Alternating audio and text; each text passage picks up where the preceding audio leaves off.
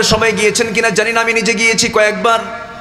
জাবালে নূর হলো ওই যে গারে হেরা, যেই হেরা গুহার মধ্যে আমার নবী যে 5টা বছর ধ্যানমগ্ন ছিলেন, সত্য কোনো সন্ধান করতে গিয়ে 5টা বছর তার কেটে গেছে। 5ম বছরের শেষ সময়ের দিকে এসে নবীর কাছে সেই ফেরেশতা আসলেন যে ফেরেশতা আগের পয়গম্বরদের কাছে এসেছেন। নবীর কাছে এসে বলছেন, ইকরা, আপনি পড়েন, আপনি পড়েন। রাসূল বলছেন, মা আনা বিকারিইন, আমি তো কলেজে যাই না, আমি তো ভার্সিটিতে যাই না, আমি পড়বো কেমন, আমি পড়তে পারি না। আপনি পড়েন, আপনি পড়েন, আপনি পড়েন সেই মহান প্রভুর নামে যিনি মানুষকে সৃষ্টি করেছেন। ইকরা বিসমি রাব্বিকাল্লাযী খালাক। আমার নবীর বুকের সঙ্গে জিবরাইল বুকটা লাগায়া দিয়া শক্ত করে চেপে ধরে যখন তাকে এই বইটা দেওয়া হলো, 5টা আয়াত দেওয়া হলো। কয়টা আয়াত বলেন? সূরাতুল আলাকের 5টা আয়াত নিলেন আমার নবীজি নিয়ে সেই জাবালে নূর থেকে নেমে এসে ইচ্ছা করলে পরে তিনি অন্য কাউকে দাওয়াত দিতে পারতেন। সবার আগে ঘরের মধ্যে ঢুকে বলছে, খাদিজা জাম্মিলুনি জাম্মিলুনি, আমাকে বস্ত্র আচ্ছাদন করে দাও, আমাকে কম্বল আচ্ছাদন করে দাও। লাকাদ খাশিতু আলা নাফসি, আমি আমার জীবনের শঙ্কিত বাঁচবো কিনা জানি না। ওরে খাদিজা, আমার কাছে আল্লাহর পয়গম্বর, আমি আল্লাহর পয়গম্বর, আল্লাহ আমার কাছে ফেরেশতা পাঠিয়েছেন, আমি আল্লাহর নবী, তোমারকে বিশ্বাস হয় নাকি? খাদিজা চোখের পানি ফেলতে ফেলতে বলছেন, আমার স্বামী গো, 15টি বছর ধরে দাম্পত্যময় জীবন চালালাম, যার মুখ থেকে অযাচিত কোনো কথা শুনলাম না, অপ্রাসঙ্গিক একটা বাজে বেহুদা কথা শুনতে পেলাম না, যার মুখ থেকে কোনোদিন একটা বারের জন্য একটা মিথ্যা বচন শুনতে পেলাম না। আপনি যে আল্লাহর নবী কোনো সন্দেহ নাই, বুঝতে পেরেছি, আপনি আমাকে পড়ায় দেন, আশহাদু আল্লা ইলাহা ইল্লাল্লাহু ওয়াহদাহু লা শারীকা লাহু ওয়া আশহাদু আন্না মুহাম্মাদান আবদুহু ওয়া রাসূলুহু। রাসূলের দাওয়াতি কাজ আগে প্রথমে বাইরে না ভিতরে? ভিতরে। সন্তান নামাজ পড়ে না আপনার, 4-5টা আপনার সন্তান, সবগুলোকে জড়ো করবেন, বউটাকে সামনে নেবেন, সন্তানগুলোকে এক জায়গায় করে বসবেন, একটা গ্যাদারিং করলেন, বসলেন, বসে বললেন, বাবা শোনো, আমার মেয়েরা শোনো, এইদিকে আসো, আমরা এখানে বসবাস করছি কয় ছাদের নিচে? এক ছাদের নিচে। আমরা যেমন দুনিয়াতে এক ছাদের নিচে এক পরিবারে আমরা বসবাস করছি, একসঙ্গে আমরা এই সময়গুলো কাটাচ্ছি, খাওয়া দাওয়া করছি, ঘুমাচ্ছি, আমাদের জীবন চালাচ্ছি। ও আমার মেয়ে, ও আমার ছেলেগুলো, তোমরা কি চাও না জান্নাতের মধ্যে আমরা এক জান্নাতে থাকতে চাই? তোমরা কি চাও না? কে হ্যাঁ চাই। তুমি যদি নামাজ পড়ো, তুমি যদি দিন মানো, তুমি যদি কোরআন মানো, এক জান্নাতে আমরা থাকবো। এইরকম করে দাওয়াতি কাজগুলো আমাদের প্রত্যেকটা পরিবারে দরকার আছে না নাই? স্কুলে যায় না সন্তান, স্কুলে যায় না সন্তান, কত শাসন করি। এরপরে প্রাইভেটে যায় না সন্তান, কত শাসন করি। ইংরেজি পড়ানো শাসন করি, বাংলা পড়ানো শাসন করি, অঙ্ক পড়ানো শাসন করি, ফিজিক্স কেমিস্ট্রি পড়ানো শাসন করি, কিন্তু কোরআন পড়তে পারে না, নামাজ পড়তে যায় না, ফজরের সন্তান ওঠে না। বাবা একটা বারের জন্য সন্তানকে ডাকে না, ওর নাকি ঘুম নষ্ট হবে।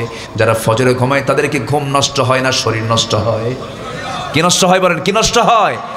আল্লাহ বলছেন, আসসালাতু খায়রুম মিনান নাওম, ঘুম থেকে নামাজ উত্তম। অতএব ওই সময় যারা ঘুমাবে তাদের রোগ আছে না নাই?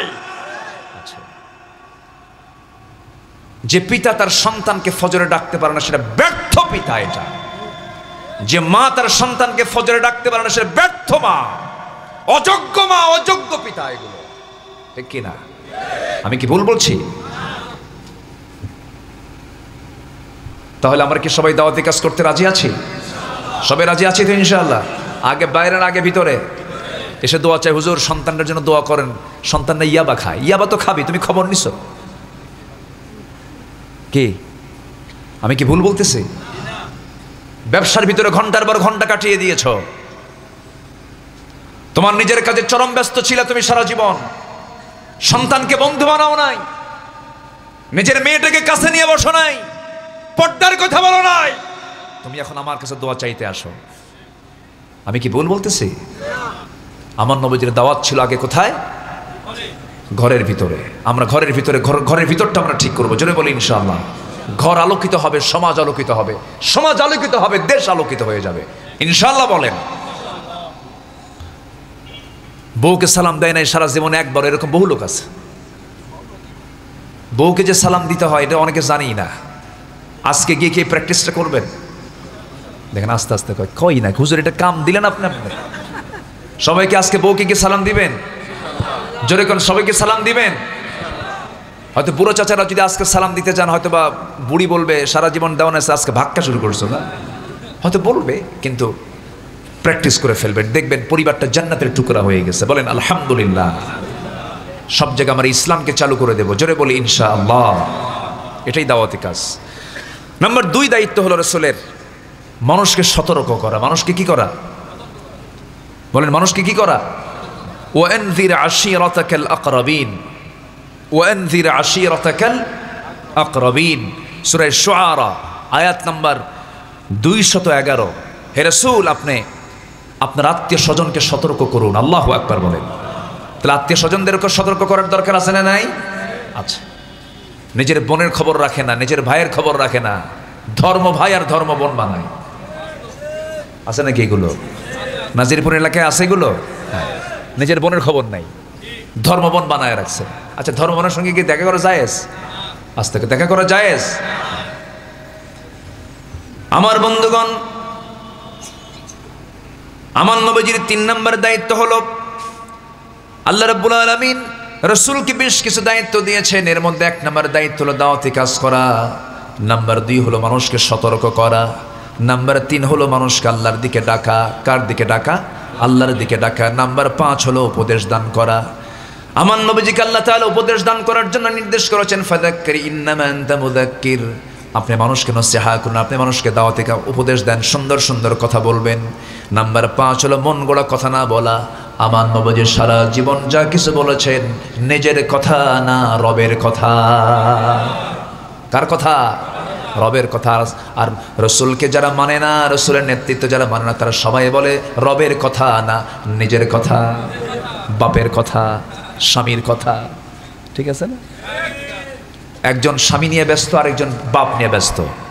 একজনের স্বামীর দেশ, আরেকজনের বাপের দেশ, মাঝখান দিয়ে আমরা শেষ। ঠিক কিনা? ওগুলোর পিছনে আমরা যাব না। ওরা ধোঁকাবাজ, ধোঁকাবাজি করে। সেই নেতৃত্ব আমরা মানবো যে নেতৃত্ব আমরা আখিরাত পর্যন্ত পাবো, মুহাম্মদ সাল্লাল্লাহু আলাইহি ওয়াসাল্লাম। আল্লাহ কবুল করুন, জোরে বলি আল্লাহুম্মা আমিন। নাম্বার 6 হলো দিন প্রচারে বল প্রয়োগ না করা। দিন প্রচারে বল প্রয়োগ না করা। আমার নবীজি খুব অস্থির হয়ে যাচ্ছিলেন, দাওয়াতি কাজ করছেন কিন্তু কাজ হচ্ছে না। নবীজি অস্থির হয়ে যাচ্ছিলেন। আল্লাহ তাআলা বলছেন, লাস্তা আলাইহিম বিমুসাইতির ইল্লা মান তাওয়াল্লা ওয়া কাফার। আমি আপনাকে দারোগা করে পাঠাই নাই। এত অস্থির হওয়ার দরকার নেই। হেদায়েতের মালিক কে? আসতে বলবেন না, হেদায়েতের মালিক কে? আমার নবীজির আপন চাচা, গ্রাম্য চাচা না, ফেলে দেওয়া চাচা না, ঘরের চাচা, বাবার আপন ভাই, একই মায়ের পেটের ভাই। আবু লাহাব ছিল অন্য মায়ের, নবীর আপন চাচা কিন্তু অন্য মায়ের, মানে অন্য দাদির পেট থেকে আসছে হলো আবু লাহাব। আর আবু তালেব ছিলেন হলো আব্দুল্লাহ যে মায়ের গর্ভে, আবু তালেবও সেই মায়ের গর্ভে, একদম আপন চাচা তার। আমার নবীজি তাকে যখন কালিমার দাওয়াত দিলেন, ব্যর্থতা চলে আসলো, পারলেন না। মাঝে মাঝেই বলতেন তাকে কালিমার দাওয়াত দিতেন। আবু তালেব মাঝে মাঝে বলে ফেলতেন, মুহাম্মদ রে, আমি কি তোমাকে একটা বারের জন্য বলছি তুমি আল্লাহর নবী নও? আমি তো জানি তুমি আল্লাহর নবী, কোনো সন্দেহ নাই, কিন্তু আমি মানতে পারবো না। কেন মানবেন না আপনি? আমার বাপ করে যায় নাই, আমার দাদা করে যায় নাই। এরকম লোক বুঝে এখনো সমাজের নাই। আসতে বলবেন না, আছে না নাই? আমার বাবা সোরের দল করছে, আমিও সোরের দল। আছে না নাই? আমার বাবা গমসুরির দল করছে, আমিও গমসুরির দল। আছে না নাই? আছে না নাই? এই জাতীয় লোক এখনো আছে।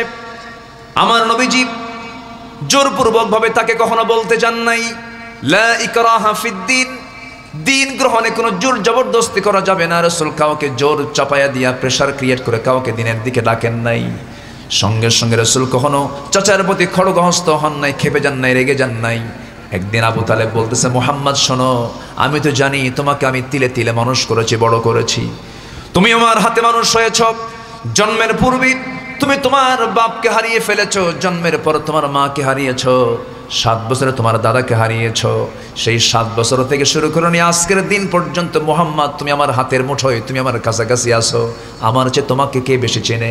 কিন্তু মুহাম্মদ শোনো, আমি জানি তুমি সত্যি আল্লাহর নবী। তার বড় প্রমাণ হলো আমার কলিজার টুকরা, আমার কলিজার টুকরা জাফর এবং আলীকে আমি তোমার হাতে তুলে দিলাম, সে তারা ইসলাম কবুল করুক। দেখছেন, নিজের ছেলেকেও তুলে দিয়েছেন, নিজের দুটো ছেলেকে তার হাতে তুলে দিয়েছেন।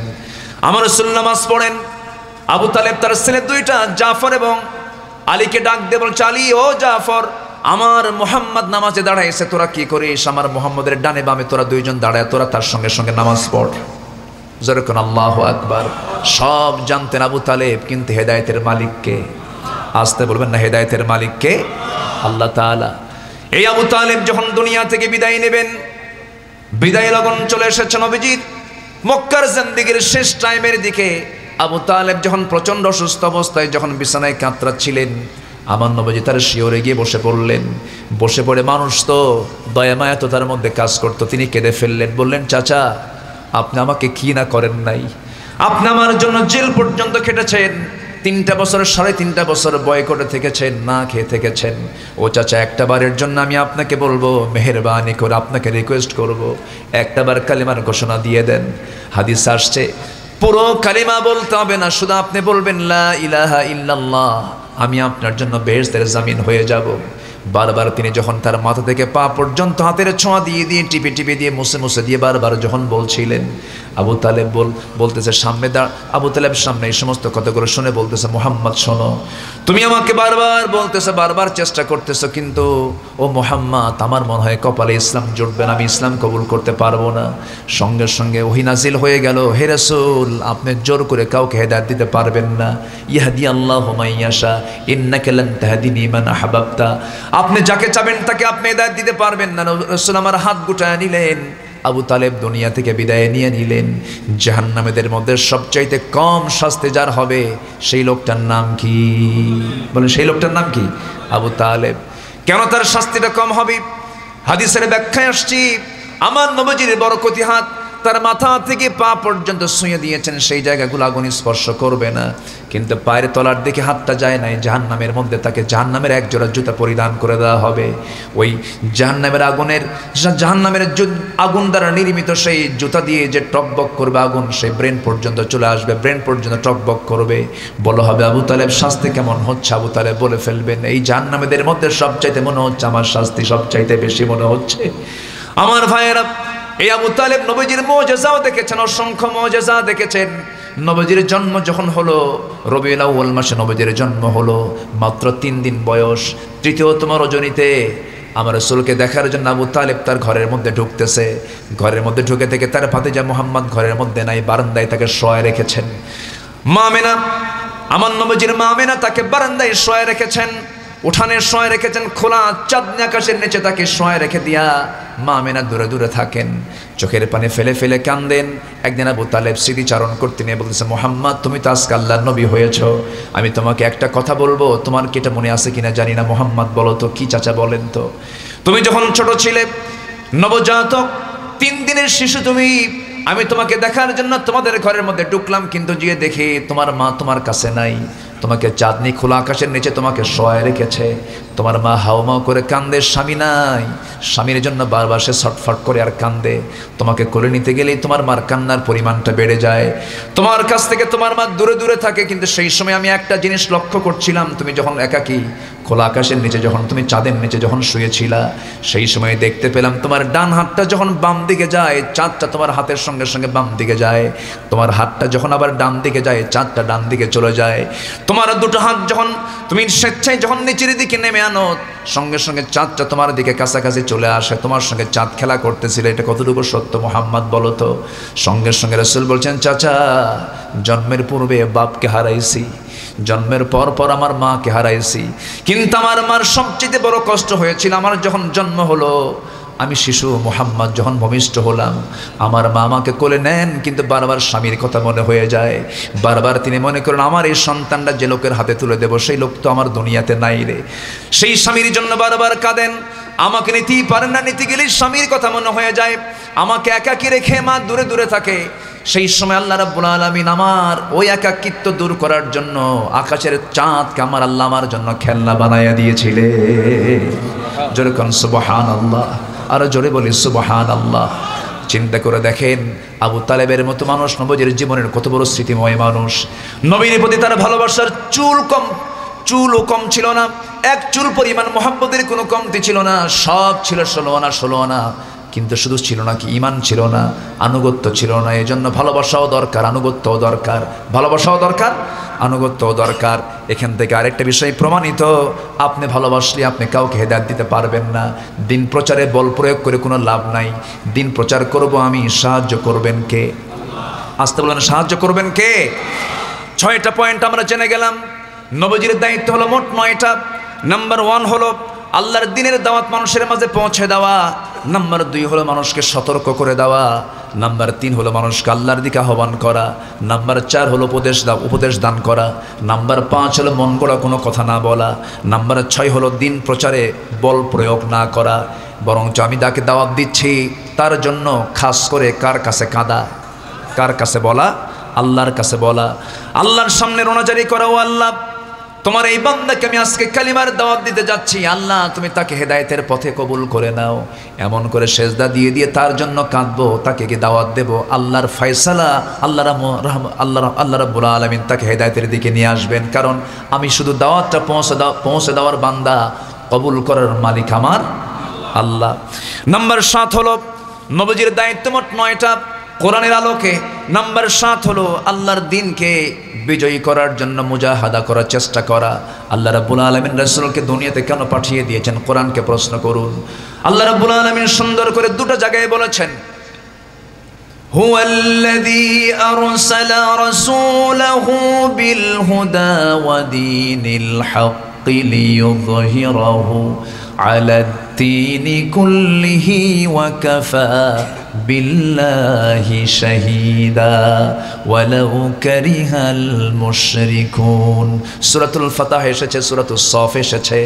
আল্লাহ রাব্বুল আলামিন তার রাসূলকে দ্বীনে হক দিয়ে দুনিয়াতে পাঠিয়েছেন যেন তিনি কি করতে পারেন? সকল দ্বীনকে পরাজিত করে যেন তিনি আল্লাহর জমিন আল্লাহর দ্বীনকে বিজয়ী করেন। এই জন্য আমি তাকে পাঠিয়ে দিয়েছি। আল্লাহর দ্বীন পরাজিত থাকবে না, বিজয়ী হবে। আসতে বলেন, পরাজিত থাকবে না, বিজয়ী হবে।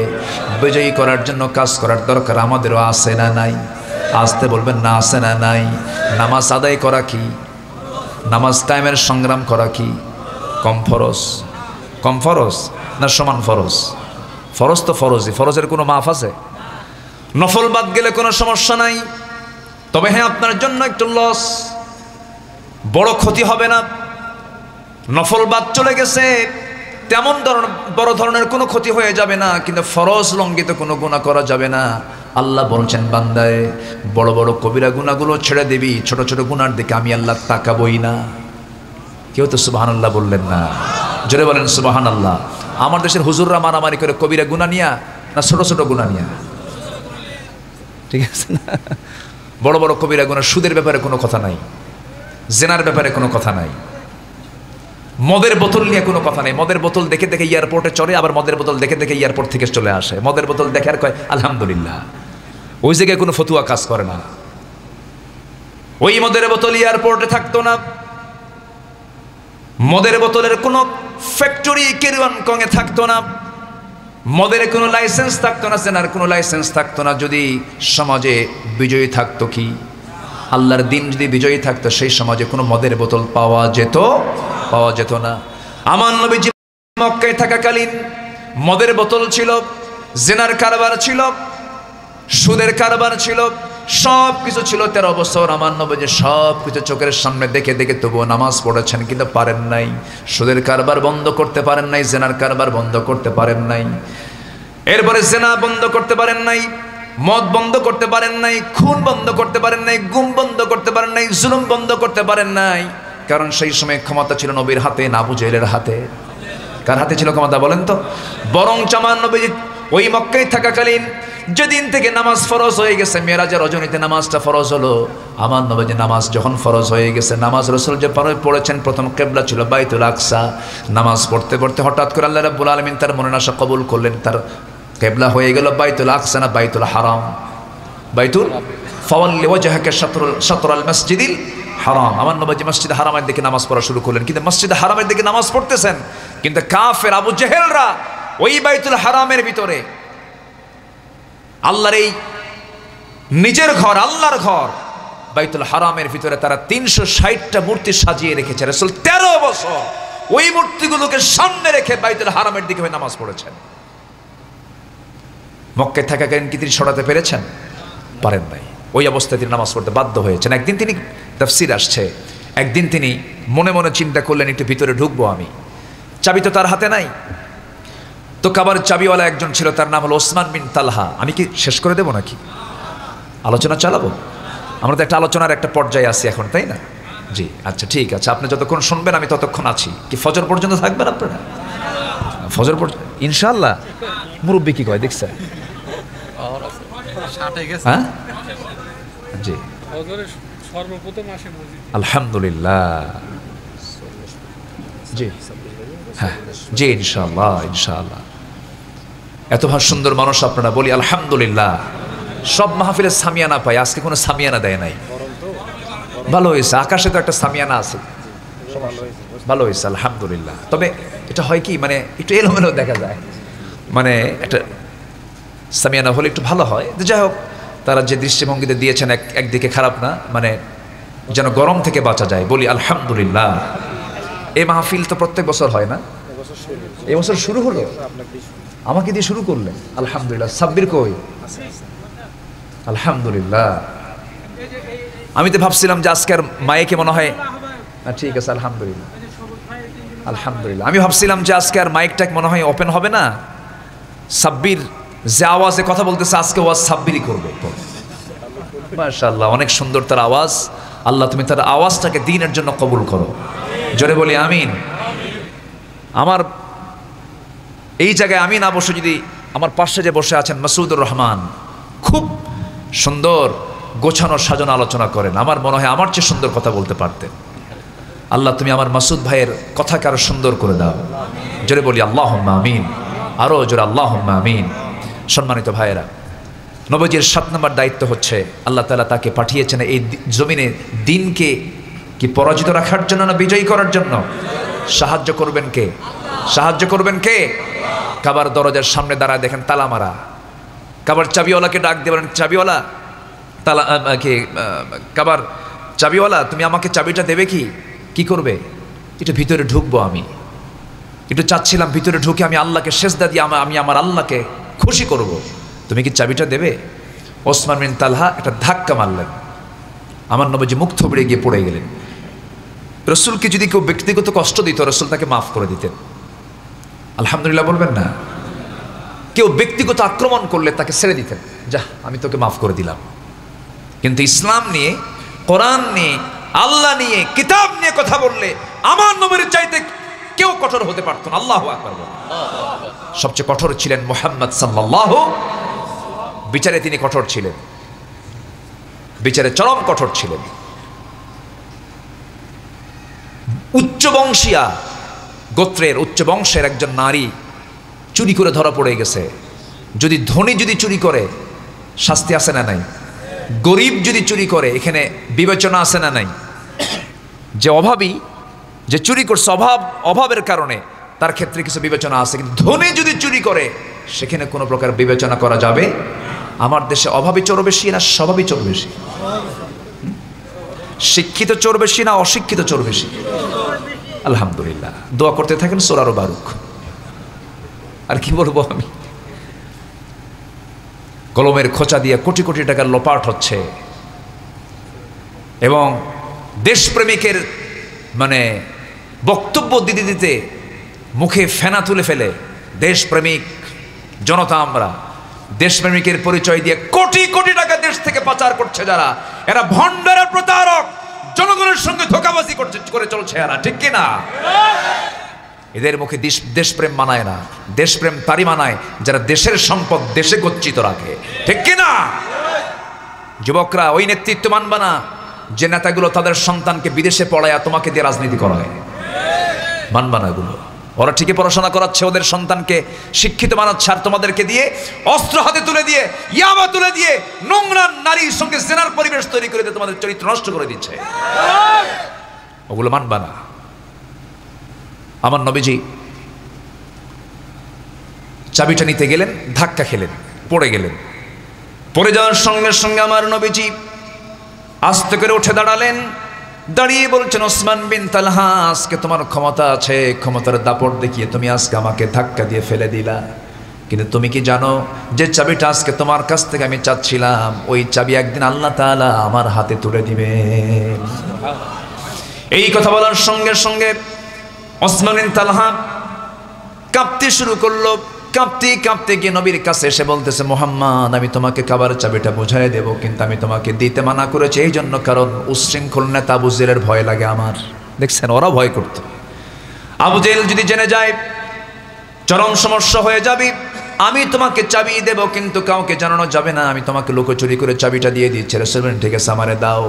চাবি নিলেন, চাবি নিয়ে দরজা খুললেন, ভিতরে ঢুকে দেখেন 360টা মূর্তি সাজানো গোছানো আছে। নবীর মেজাজ গরম হয়ে গেল, কারণ নবীর দেহের মধ্যে ইব্রাহিমের রক্ত। কার রক্ত বলেন? ইব্রাহিমের রক্ত, ইসমাইলের রক্ত। আমার নবীজি সেই মূর্তিগুলোকে দেখলেন, মনে মনে চিন্তা করলেন ভেঙ্গে চুরমার করে ফেলবো, কিন্তু পারলেন না, কারণ ক্ষমতা সেই সময় নবীর হাতে না আবু জেহেলের হাতে। সেই সময় মক্কার পাওয়ারটা কার হাতে? মক্কার সিটি মেয়র কে? বলেন, মক্কার সিটি মেয়র কে? বিনা ভোটে, কিন্তু ভোট ছাড়া। কি ভোটে? বিনা ভোটে। বিনা ভোটে মানে মেয়র হওয়ার অভিষেক স্টার্টিং করেছে কে বলেন তো? বলেন, কে শুরু করছে? বুঝে নেন। সব অটো না? আচ্ছা, যাই হোক। হ্যাঁ, এবার আবু জেহেল করল। এবার ওসমান বিন তালহা যখন কাবার চাবিটা রাসূলের হাতে তুলে দিল, আমার নবীজি ভিতরে ঢুকলেন। 360টা মূর্তি দেখতে পেলেন। 360টা মূর্তি দেখে তার ভিতরে চরম রাগ উঠে গেল, ভেঙ্গে চুরমার করবেন, কিন্তু পারলেন না, কারণ ক্ষমতা সম্পূর্ণ রয়ে আছে আবু জেহেলের হাতে। কিন্তু একটা দোয়া করলেন আল্লাহর কাছে, সেই দোয়াটা হলো, ও কুর রাব্বি আদখিলনি মুদখালা সিদকিন ওয়া খরিজনি মুখরাজা সিদকিন ওয়াজআল লি মিন লাদুনকা সুলতানান নাসীরা। আয় আল্লাহ তাআলা, তুমি আমাকে রাষ্ট্রীয় ক্ষমতা দিয়ে দাও, তোমার কাছে রাষ্ট্রের ক্ষমতা চাই। আল্লাহ, দিন যদি বিজয়ী হয়ে যায় সব বন্ধ হয়ে যাবে। আল্লাহর কাছে এই দোয়াটা করলেন। বেশি দিন দেরি হলো না, মক্কায় থাকার কোনো পরিবেশ থাকলো না। সাইয়েদনা আবু বকর রাদিয়াল্লাহু তাআলা কে সঙ্গে করে নিয়ে কোনো এক রাতের আধারে মক্কা থেকে মদিনায় গিয়ে পাড়ি জমালেন। সাহাবে কেরাম আবিসে নিয়ে চলে গেলেন। সাহাবে কেরাম কিছু ধরে ধরে আবু জেহেলরা দুনিয়া থেকে বিদায় পর্যন্ত করে দিল। সুমাইয়া রাদিয়াল্লাহু তাআলা কে মেরে মেরে রক্তাক্ত করে শহীদ করে দুনিয়া থেকে বিদায় করে দিল। তার স্বামী ইয়াসার রাদিয়াল্লাহু আনহু কে, আম্মারের পিতা ইয়াসার রাদিয়াল্লাহু আনহু কে মারতে মারতে শেষ পর্যন্ত মুরগি রানের মতো 2 টুকরা করে 2 পা 2 দিকে চালায় দিয়ে শহীদ করে ফেলা হলো।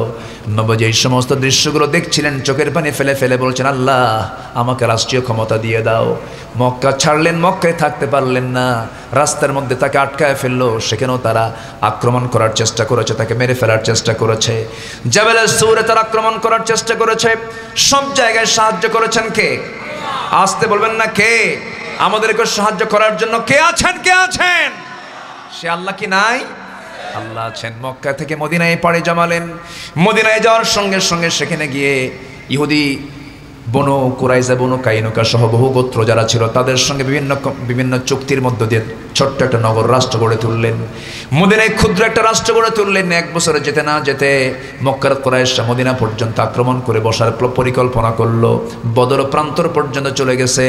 ওই বদর প্রান্তরে মাত্র একটা উট নিয়া, তরবারি নাই, খেজুর গাছের ডাল নিয়া, 313 জন সাহাবী নিয়া 1000 অস্ত্র শস্ত্রে সজ্জিত আবু জেহেলদের বিরুদ্ধে মোকাবেলা করেছেন সাহাবীরা। সাহায্য এসেছে কার?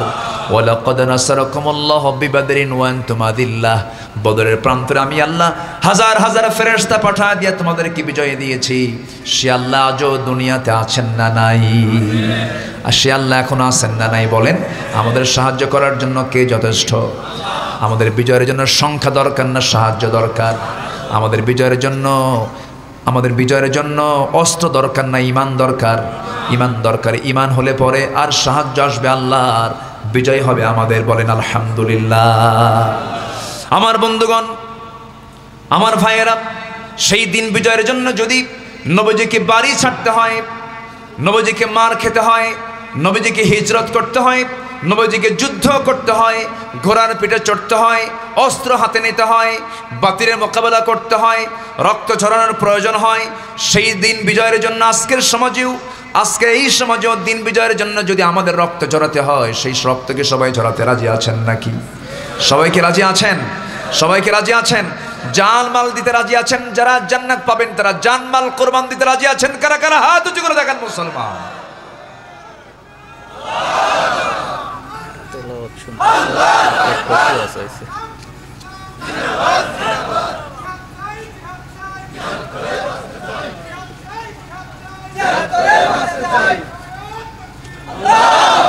আল্লাহ কবুল করুন, জোরে বলি আমিন, আরো জোরে আমিন।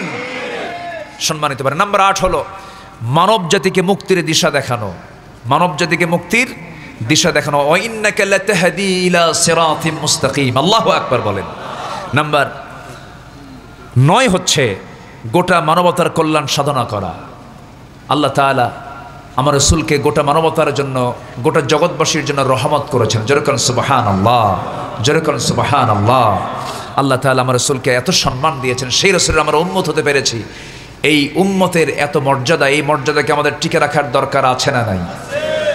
আমার রাসূল, আমি আজকে একটা হাদিস পড়লাম যে যদি কোনো বান্দা তার নামাজটাকে কন্টিনিউ করতে পারে, নামাজটা যদি কারো সলিড হয়ে যায়, কবুল হয়ে যায়, তার আল্লাহর রহমত পাওয়ার একটা পথ খুলে গেল। যেরকম সুবহানাল্লাহ। আর নামাজ যদি কারো মাইনাস হয়ে যায়, সে সম্পূর্ণ রহমত থেকে বঞ্চিত হয়ে যাবে। কার? আল্লাহ। সেই 5 ওয়াক্ত নামাজকে আমরা সবাই পড়তে রাজি আছি? সবাইকে 5 ওয়াক্ত নামাজ পড়তে রাজি আছি? একটু হাত তুলে দেখান তো দেখি কারা কারা 5 ওয়াক্ত নামাজ পড়বেন। আল্লাহ তুমি সবার হাতকে কবুল করো, জোরে বলে আমিন, আরো জোরে আমিন, আরো জোরে আমিন। হাত নামান। কষ্ট দিয়ে ফেললাম মনে হয়। নামাজ পড়লে কার উপকার হবে? আমার উপকার হবে। খুশি হবেন কে? কে খুশি হবেন? আর বেজার হবে কে? শয়তান। প্রত্যেক ফজরের আগ দিয়ে শয়তান এসে প্রত্যেক বান্দার কাছে এসে 3টা গিট মারে। কয়টা গিট মারে বলেন তো? 3টা গিট মারে। 3টা গিট মারা পর্যন্ত। গিট মারা দড়িতে কি মারে? গিরা দেওয়া না? গিরা মারে না? আচ্ছা, গিরা মারে। হ্যাঁ, গিরা মারে অর্থাৎ গিট দেয়। ভাষা তো বহু, ভাষার তো শেষ নাই। তবে নাটোরের ভাষাটা অনেক সুন্দর, একদম কাঁচাগোল্লার মতোই মিষ্টি ভাষা। বলি আলহামদুলিল্লাহ। কিন্তু আজকে সবুজ ভাই কিন্তু কাঁচাগোল্লা খাওয়াই নাই, বুঝলেন? রেখে দিছে, বুঝলেন? রেখে দিছে আছে, মানে এমন দাওয়াত দিছে যে রেখে দিছে, এখনো খাওয়ায় নাই। একা একা দেয় নাই, একসাথে দেবে। আচ্ছা, একসাথে দেবে। যাক, এমনি মজা করলাম। ভাষা, ভাষার কি শেষ আছে বলেন তো? কিন্তু ভাষাটা কে দিয়েছেন বলেন তো? আল্লাহ দিয়েছেন। এই একই দেশ, কত ভাষা, কত বিচিত্র ভাষা দিয়ে আল্লাহ তাআলা এই দেশটাকে গড়িয়েছেন। গোটা পৃথিবীতে আল্লাহ তাআলা 4,500 ভাষা দিয়েছেন। বলেন আলহামদুলিল্লাহ। কত হাজার ভাষা বলেন তো? 4,500 ভাষা দিয়েছেন। কেন দিয়েছেন? কি জন্য দিয়েছেন? এটাই তো আমার আল্লাহ তাআলার সবচেয়ে বড় কুদরত। আল্লাহু আকবার বলেন। তো শয়তান 3টা গিট দিয়ে দেয়, গিট মেরে চলে যায়। রাসূল বলেন, তোমার কি সেই 3টা গিট ছুটাতে চাও? সাহাবায়ে কেরাম বললেন, হ্যাঁ আমরা ছুটাতে চাই। রাসূল আমলটা শিখাইয়া দিলেন। সেই 3টা গিট যদি ছুটাতে চাও, নাম্বার 1 হলো, যখন তোমার কানে আযানটা চলে আসবে, সঙ্গে সঙ্গে বিছানা থেকে পিঠটা তুমি সরায়া নিয়ে তুমি বসে পড়বে। 1 নাম্বার গিটটা ছুটে যাবে। নাম্বার 2 হলো, সুন্দর করে নামাজের নিয়তে ওযু বানায় নিবা। ওযু করতে হবে কিসের নিয়তে বলেন? কিসের নিয়তে? নামাজের নিয়তে। মূলত ওযুটা কিসের জন্য করা হয় বলেন তো? বলেন বলেন বলেন বলেন। তাহাজ্জুদ নামাজ পড়া নফল, কিন্তু ওযু করা কি? ফরজ। ওযু সর্বক্ষণের জন্য কি? ফরজ। নামাজ পড়তে গেলেই ওযু করা, যদিও নফল নামাজ, কিন্তু ওযু করা ফরজ। ওযুর গুরুত্ব অনেক। ওযু বানালে পরে হাতের সগীরা গুনাহগুলো মাফ হয়ে যায়। মুখমণ্ডল ধৌত করলে মুখের সগীরা গুনাহগুলো মাফ হয়ে যায়। মাথা মাসে করলে মাথার সগীরা গুনাহগুলো মাফ হয়ে যায়। 2 পা ধৌত করলে 2 পায়ের সগীরা গুনাহগুলো মাফ হয়ে যায়। বান্দা যখন নামাজে দাঁড়ায়, আল্লাহ বান্দার সামনে দাঁড়ায় যান। বান্দা যখন সূরা ফাতিহা একটা একটা করে আয়াত বলে, আল্লাহ তাআলা একটা একটা করে জবাব দিয়ে দেন। বান্দা যখন রুকুতে যায়, আল্লাহ তখন অস্থির হয়ে যান। সিজদায় পড়ার সঙ্গে সঙ্গে আল্লাহ বলেন, ও ফেরেশতারা তোরা সাক্ষী থাক, এই বান্দার তামাম জিন্দেগীর সমস্ত গুনাহগুলো আমি আল্লাহ মাফ করে দিলাম। আমার বন্ধুগণ, রাসূল শিখিয়ে দিলেন সুন্দর করে ওযু বানায় নিবা। শয়তানের 2 নাম্বার গিটটা ছুটে যাবে। এরপরে তুমি পায়ে হেঁটে মসজিদের দিকে রওনা দিবা। প্রতি কদমে কদমে 10টা করে নেকি লেখা শুরু হয়ে যাবে।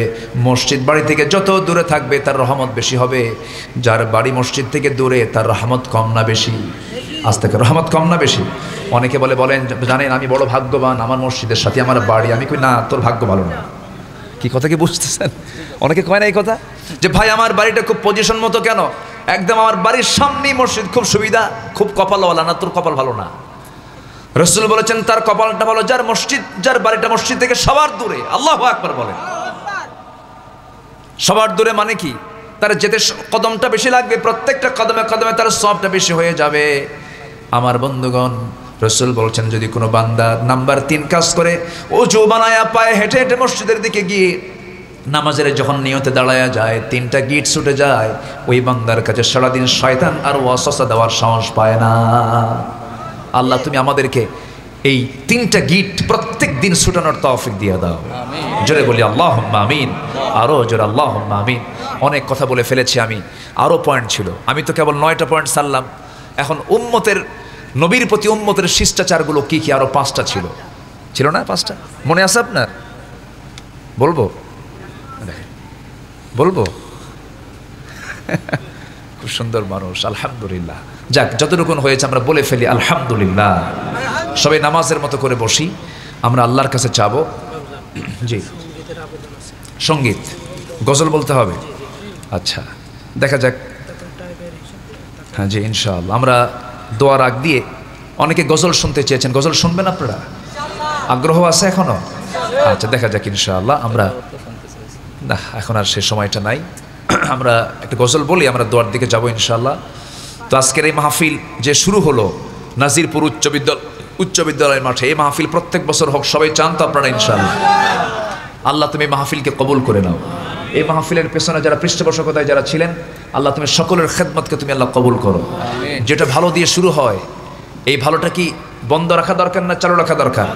মন্দ বন্ধ হবে, ভালো চালু থাকবে। জোরে বলি ইনশাআল্লাহ।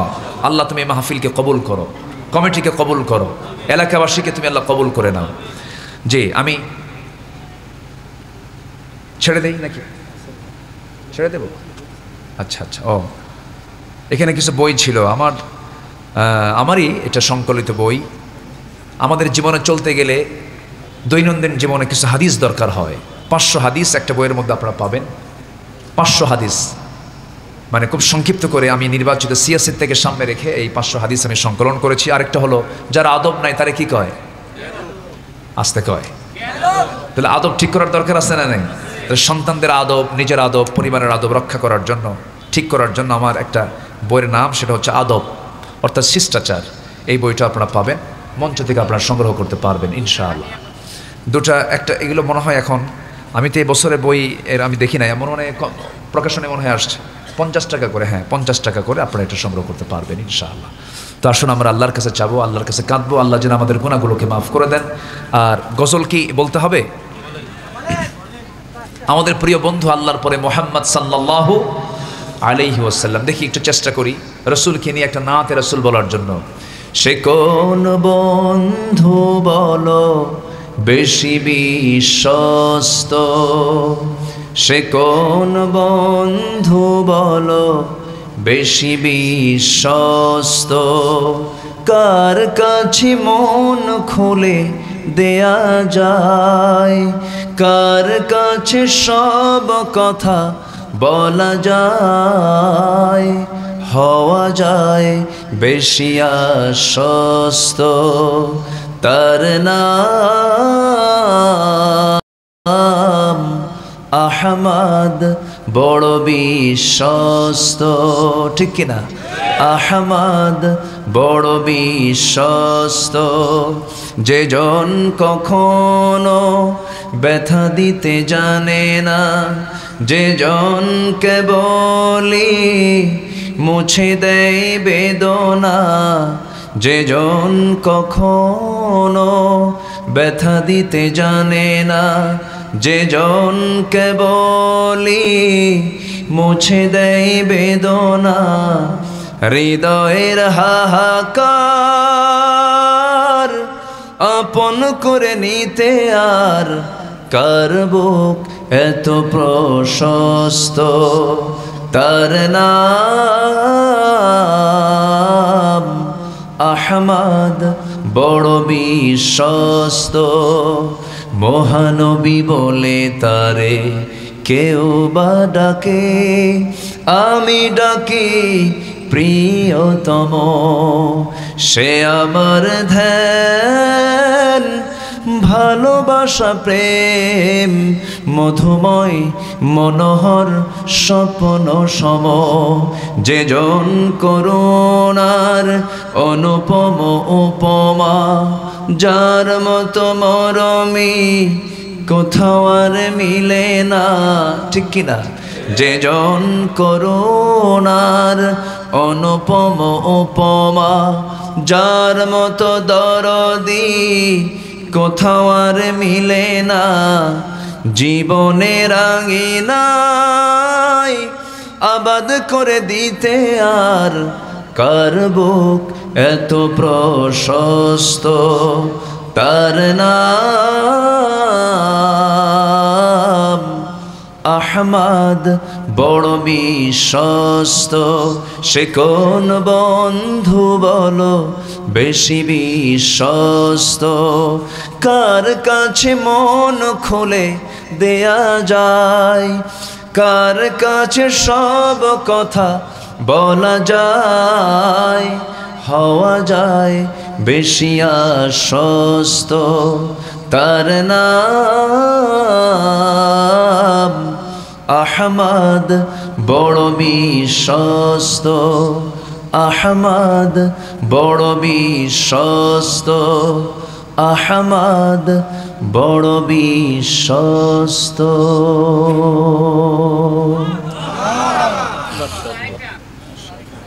হয়েছে মাশাআল্লাহ, যা হয়েছে।